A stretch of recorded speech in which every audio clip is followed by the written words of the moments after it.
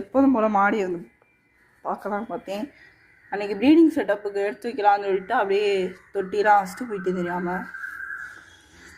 Okay, எல்லா மீனும் ஓரளவு ஆக்டிவாக தான் கைஸ் இருக்குது. தண்ணி தான் ரொம்ப கலங்கிடுச்சு கைஸ். 2 கப்பியுமே எப்படியோ உசுரோடு தான் இருக்குது. ரொம்ப ஹாப்பி கைஸ். கைஸ் பிறந்த குட்டி கைஸ் செத்துருச்சு. நல்லா தான் கைஸ் இருந்தது. என்னென்ன கொஞ்சம் சரியில்லாமல் மட்டும் இருந்தது. சரி விடுங்க கைஸ்.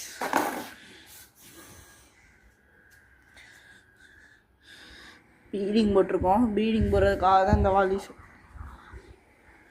அந்த வாலி பார்த்தீங்கன்னா விபத்துனால நேமாக அது கொஞ்சம் உடஞ்சிருச்சு. அதான் நம்மளோட ஸ்பெஷல் ப்ரீடிங் வாலி. இப்போ நம்ம பிடிக்க வேண்டிய மீனை பிடிச்சிடலாம். நம்மளோட பிக் அழகான ப்ரீடிங் செட்டப் நெட்டாச்சு தான் பிடிக்க போகிறோம் காய்ஸ். எனக்கு என்னமோ அதை குட்டி போட போதா என்னன்னு தெரியல காய்ஸ். ஆனால் குண்டாகவே இருக்குது.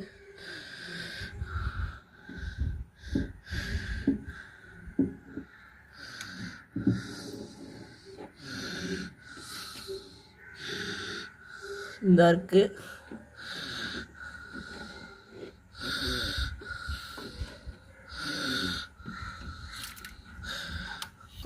காய்ஸ். குட்டி போட்டோம். இதோட குட்டி தான் செத்தது. ரொம்ப கலங்கிடுச்சு. கண்டிப்பாக கழுவி ஆகணும். தொட்டியை திரும்ப ரீசெட் பண்ணி ஆகணும்.